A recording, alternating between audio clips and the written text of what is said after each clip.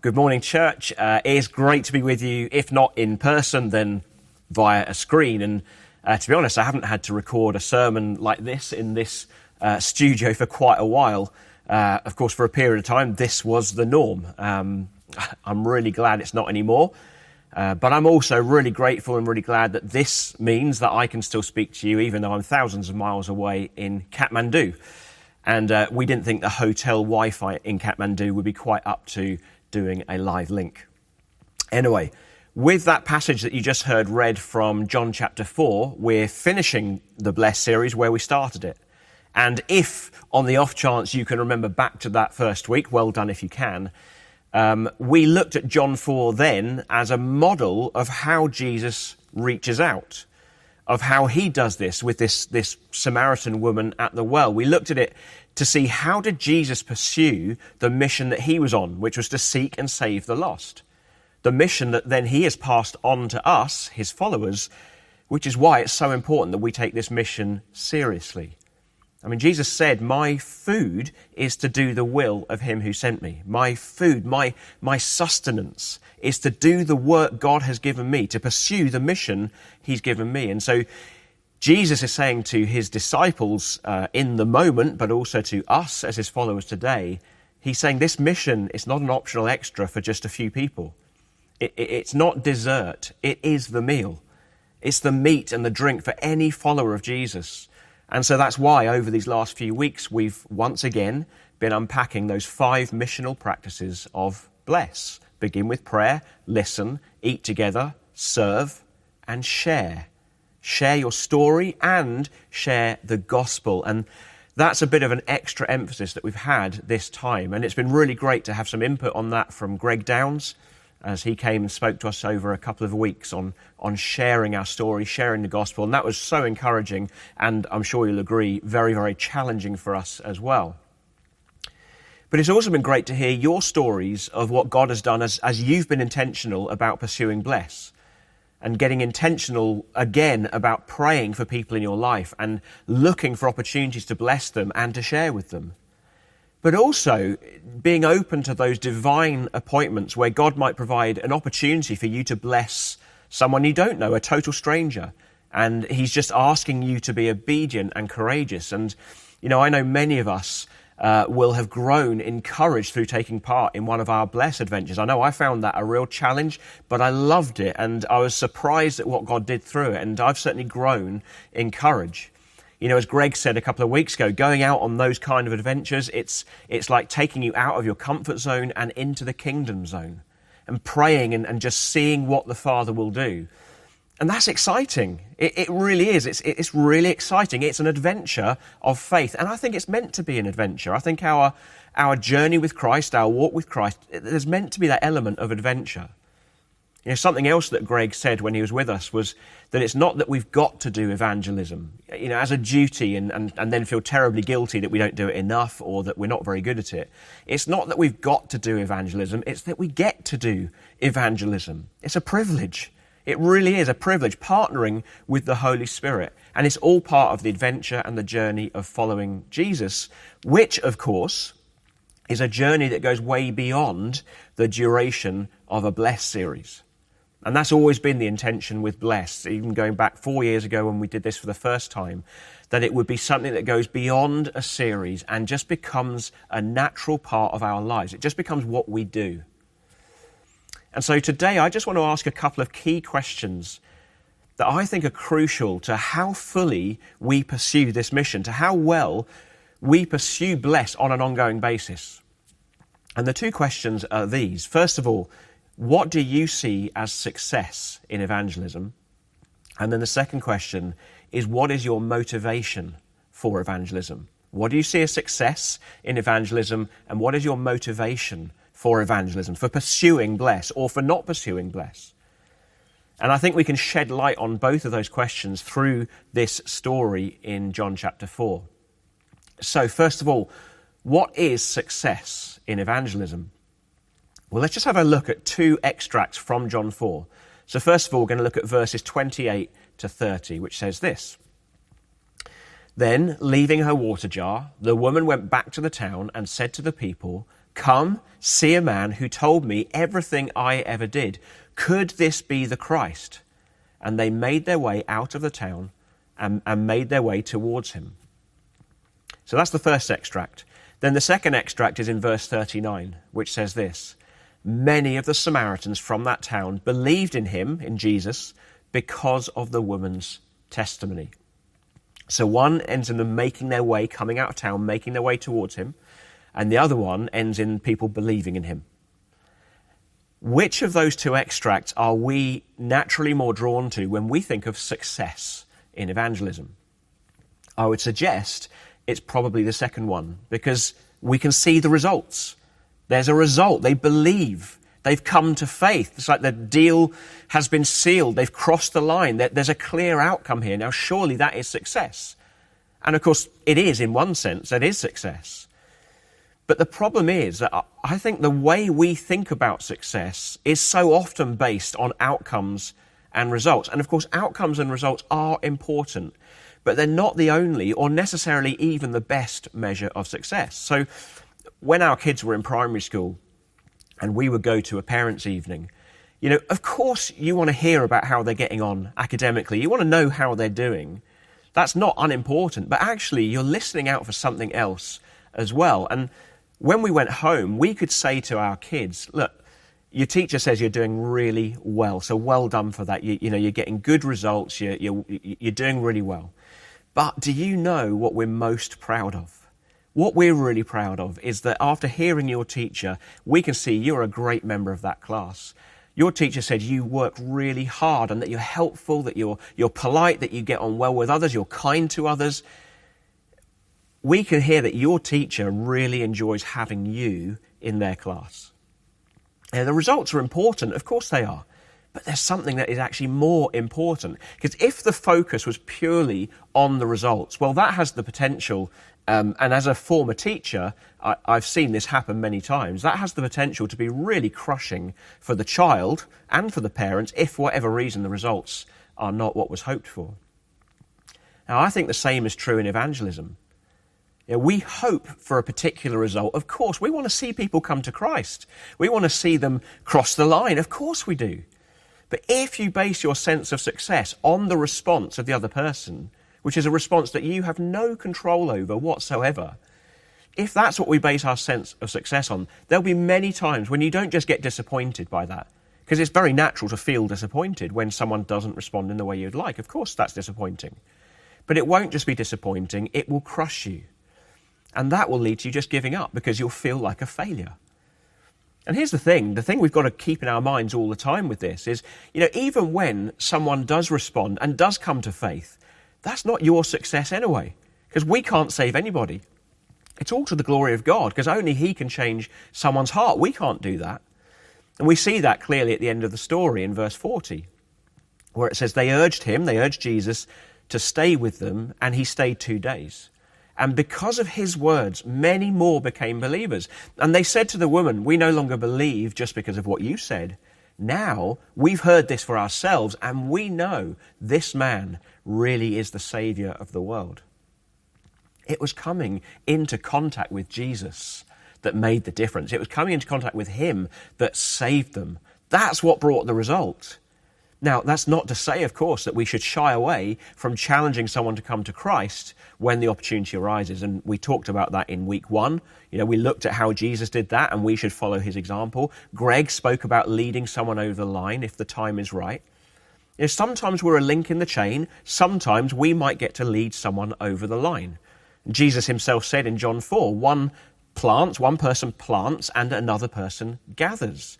You might gather and reap from seeds that you haven't sown. And equally, you might sow seeds that somebody else is going to gather. But we don't shy away from the opportunity to lead someone to Christ if that opportunity arises. But don't measure success in evangelism by those outcomes. So what is success in evangelism? Well, it's what the woman did. It's what she did. Having had a revelation of who Jesus is for herself, what does this woman do? She leaves her water jar. So she completely changes purpose. Suddenly she's got something to do which is far more important than anything else. She goes to the people she knows and she just tells the truth of what has happened to her. her own story. You know, what she says to them is very simple. It's very transparent. She's not trying to be clever or theological. She's not trying to explain, you know, substitutionary atonement or predestination or why does God allow suffering. It's simply, well, this is what happened to me. This is my story. This is my lived experience. This is what he did. And then she points them to Jesus himself. Come see a man. Come and see this man. You know, she doesn't know everything about Jesus. There's lots she doesn't know about him, but she's clearly grasped something. She doesn't even know yet that he's going to die for her and rise from the dead, but she has grasped something of the fact that he is the Messiah. He is the way, the truth, the life. Come and meet this man. You've got to meet this man. And then because of her testimony, because of her telling her story, it tells us in verse 30 what they did, how people responded. It says they came out of the town and made their way towards him. So what is success in evangelism? Well, it is simply being a faithful and courageous witness. Being a faithful and courageous witness. And it's seeing that as your food and your drink. It's pointing people to Jesus. Knowing that their response is not your responsibility, but also being able to celebrate when someone moves closer to faith. But of course, part of being a faithful and courageous witness is that people have to be able to see Jesus in you. Not just in your words, but actually in you. It's being so full of Jesus yourself, so filled with the love of God for yourself, that people ask you, what is it about you? You know, that evangelism comes out of that overflow, that people ask you to give the reason for the very evident hope that you have, as it says in 1 Peter 3. Living out your faith, living your story now, so that like the disciples in Acts chapter 4 who are being threatened and punished for talking about Jesus, you can say along with them, we cannot help speaking about what we have seen and heard. I cannot help speaking about Jesus and what he's done. I can't not speak about Jesus. It's coming out of overflow. And when we see success in evangelism as that, as being a faithful and courageous witness, something that is in our control, then instead of being crushed and giving up if we don't get the response we want, actually we'll celebrate that the opportunity was there in the first place. We'll celebrate every opportunity we have to be a witness to Jesus, regardless of the response. And we'll be intentional about pursuing, going after those opportunities, and we'll continue to pursue the mission God has given us by continuing to bless people. That's success in evangelism. Be a faithful, courageous witness to Jesus. But that still leaves the question of why. Why? What's the motive? What is our motivation for all of this? Well, let's have a look at what motivated Jesus in the story. I said this in week 1, that the society that Jesus was operating in, it was a patriarchal society, which meant that a man shouldn't be speaking to a woman in public. That would be a kind of a shameful thing. It would be beneath him. It was also a racist society in which the Jews viewed Samaritans as half-breeds. And it was a moralistic society in which a rabbi, someone of good standing like Jesus, should not be interacting with a fallen, immoral woman. I mean, she was just as shocked as the disciples that Jesus would intentionally come to speak to her.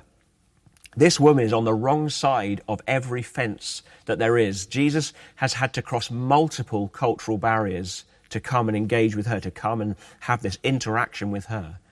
Clearly, Jesus really does not care what anyone else thinks. He doesn't care what people outside looking in think. Why? Why does Jesus not care? Well, because he's motivated purely by love.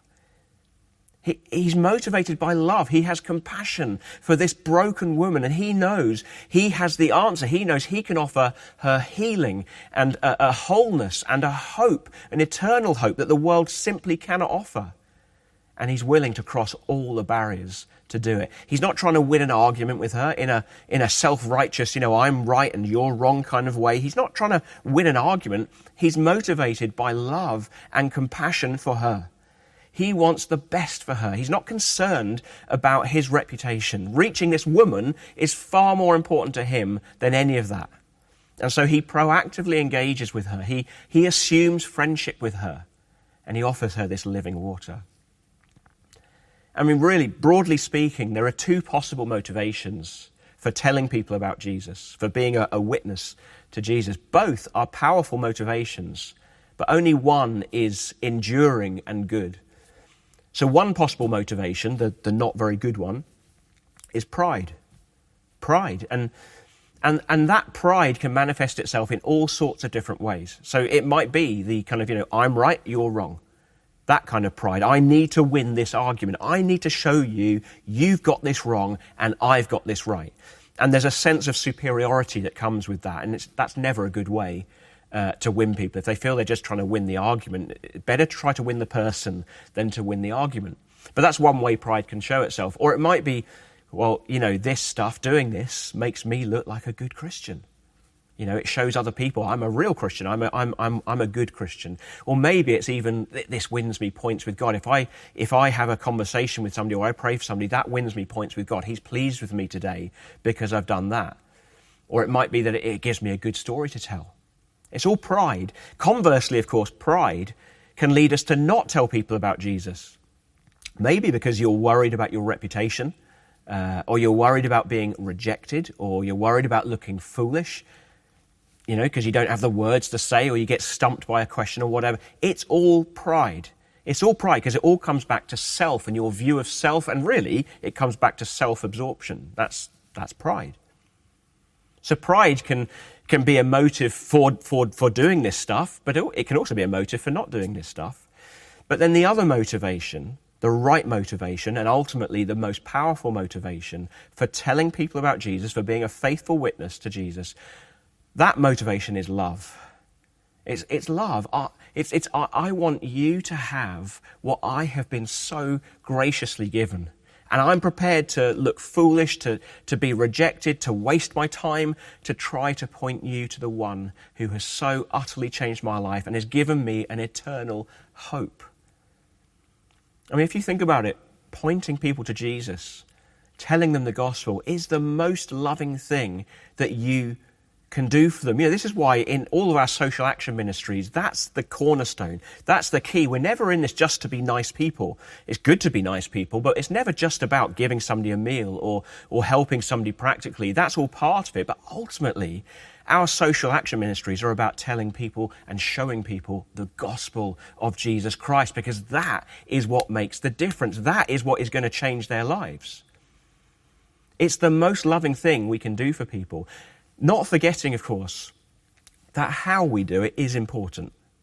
How we share Jesus, how we share the gospel is important. We should be sensitive towards people. We're not to go around acting like some sort of battering ram that everybody, frankly, wants to avoid. Bludgeoning people with the truth, firing truth bullets indiscriminately from our machine guns. I mean, that is how some people try to do it. And all I would say is, if that's your approach, go and do that somewhere else, all right? Or even better, learn a different way. Learn to do it with gentleness and humility, as it says in 1 Peter 3, to share the reason for the hope that you have with gentleness, with humility, with love for the other person, because we are called to love people. We're called to love people, but of course, ultimately, sharing Jesus, sharing the gospel in the right way is the most loving thing we could do for someone. If we truly believe the claims of Christ and the new life he offers, well, how can we not tell people?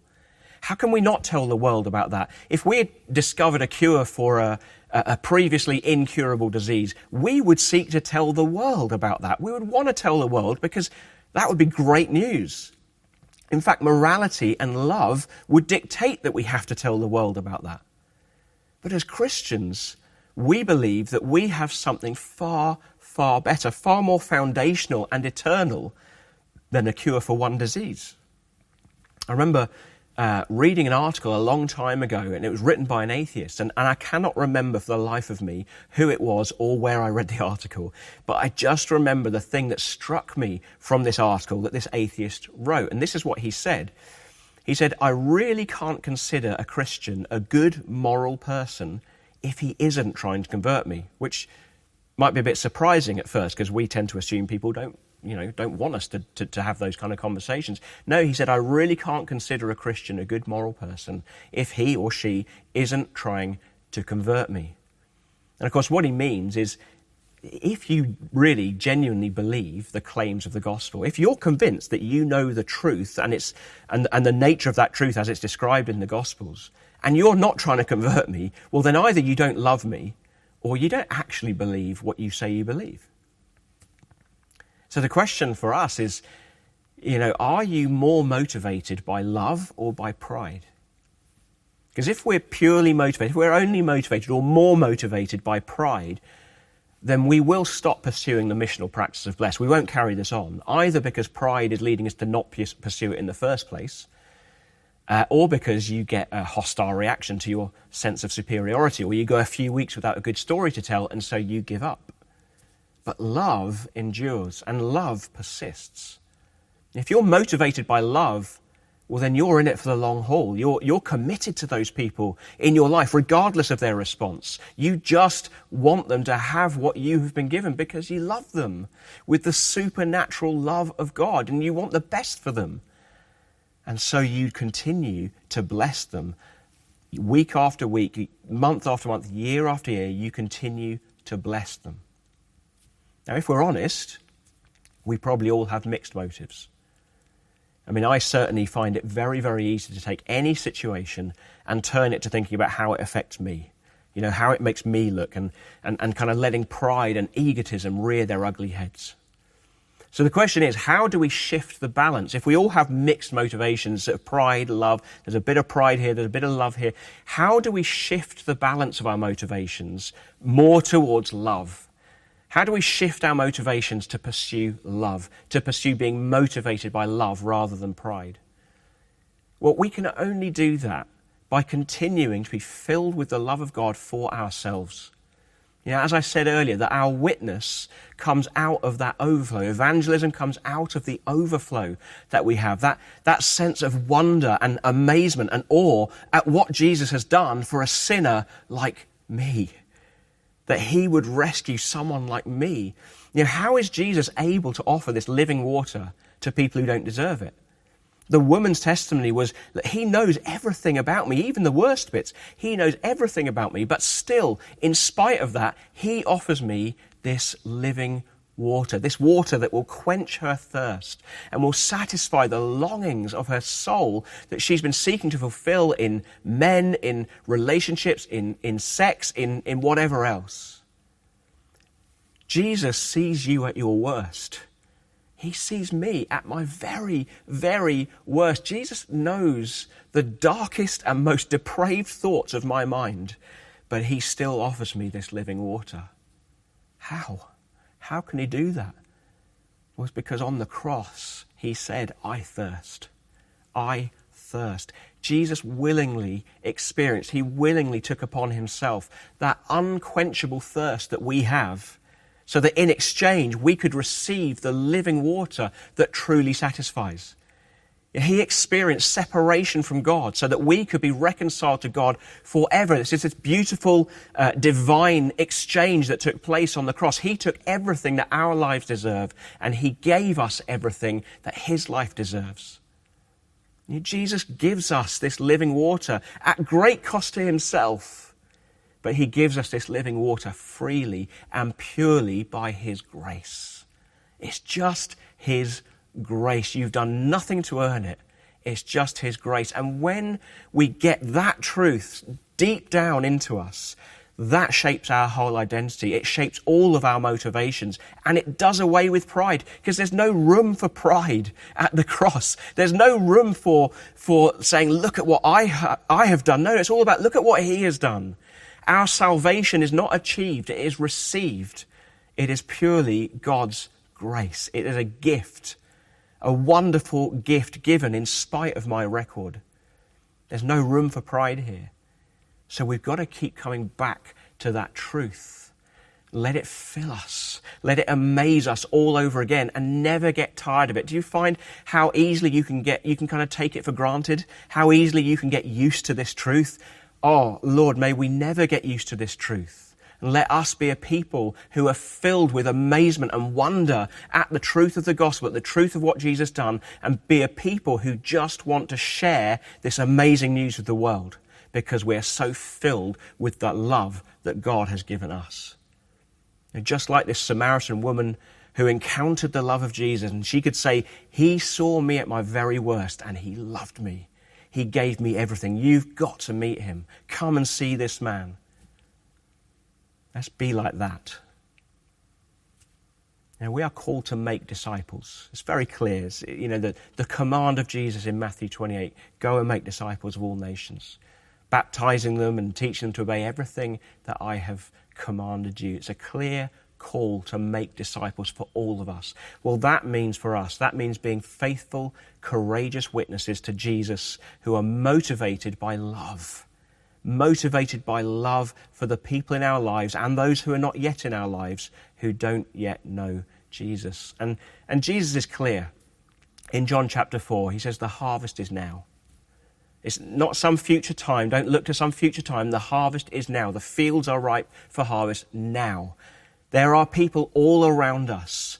In High Wycombe, in our context, in our worlds, there are people all around us who God is already drawing to himself. He's not asking us to go and flog some product to people that nobody wants. No, there are people who are ready to hear about Jesus right now because God, his Holy Spirit, is already working on them. He's already drawing them to himself. Our job is to find them and then point them in the right direction. And in some cases, to lead them by the hand right up to Jesus, to lead them over the line into faith, and of course, to go on discipling them beyond that as well. But just imagine this, just dream for a minute, right? What if just one person from each of our blessed lists came to faith over the next year? Each of them representing another 10 or so people who they then start to bless as well. I mean, that is kingdom multiplication that we're talking about. If one person from our lists comes to faith, we double in size as a church. And then those people are also then intentionally pursuing and reaching people for Jesus. That is kingdom multiplication. That's what we want. That's what we want to see. That is reaching thousands, as we talk about in our vision statement, a diverse church of thousands that surrounds and saturates High Wycombe with the love of Jesus. I mean, that is seeing the fulfillment of what God has said to us many times over the years, where he says, I have many people in this place. I have many people in this place. That is seeing that fulfilled. I mean, we would need a new building or, we'd have to get very creative about how we do church to cope with that sort of growth. But I say, bring it on. Bring it on. Give us that problem. But just imagine the number of baptism meetings that we would need to have with multiple baptisms in each person there, each baptizee there, because someone took the mission seriously. Someone took a courageous step of faith and made the invitation.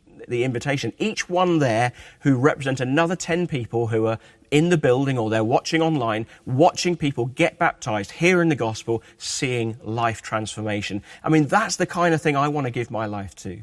That's why I'm in church leadership. It's what I want to see. But of course, it's not enough to just want it or dream about it. We've got to do it. We've got to get out there and do it.